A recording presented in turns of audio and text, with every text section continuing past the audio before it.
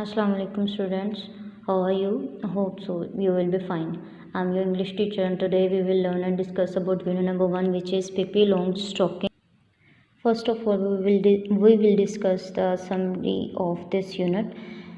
गर्मा की एक सुहानी शाम में पहली दफ़ा पिपी विला विलैकुला में दाखिल हुई। उसके पड़ोस में रहने वाले बच्चे अनिका और टॉमी को खेल के एक साथी की ज़रूरत थी।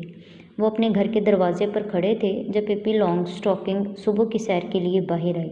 उसका हुलिया अजीबोगरीब था और सबसे अजीब बात, उसके कंधे पर एक बंदर बैठा था। पिपी ने अपने पैरों में दुगने साइज़ के जूते पहने थे। उसका एक मोज़ा भूरा और दूसरा काला था। वो एक पैर फुटपाथ पर और दूसरा बदरू में डालते चलती आ रही थी। थोड़ी दूर जाने के बाद वो उल्टे पैरों चलने लगी। टॉमी और अनिका ने हैरत से उसे देखा और पूछा, तुम उल्टे पैरों क्यों चल रही हो? पिपी ने कहा, क्या ये एक आज़ाद मुल्क नहीं है? मिस्र में तो हर कोई ऐसे चलता है और बईद एशिया में लोग हाथों के बल चलते हैं। टॉमी ने इसे झूठ समझा।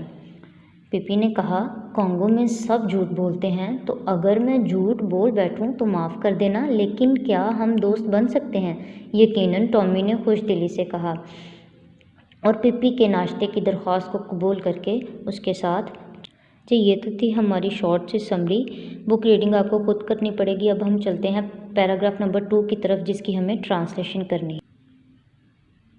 ऑन द फर्स्ट डे, पहले दिन, after they came home again, उनके घर दोबारा वापस आने के, they stood by the gate, वो दरवाजे पर खड़े थे। लुकिंग आउट बाय, देख रहे थे, ऑन टू द स्ट्रीट, गली में।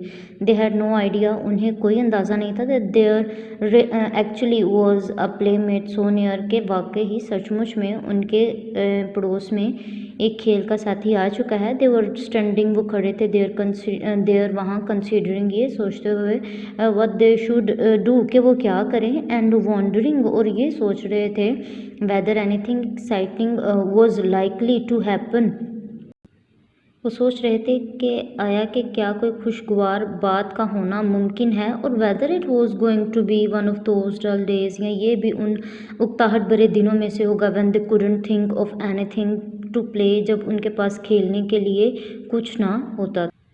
जी, ये तो थी हमारी ट्रांसलेशन। अब हम चलते हैं अपने वर्ड मीनिंग की तरफ। सबसे पहले हमारे पास जो वर्ड है वो है रिमार्केबल। रिमार्केबल का मतलब है गैर मामूली। स्टॉकिंग, लंबे मोजे। एक्साइटिंग, खुशकुन। करेज, हौसला।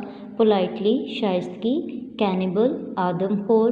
कंसीडर, सोचना। स्ट्रेंज, अजीब। इंट्रोड्यूस, तारुफ करवाया। रियलाइज़, महसूस करना। इसके बाद हम चलते हैं अपने आंसर क्वेश्चन की तरफ।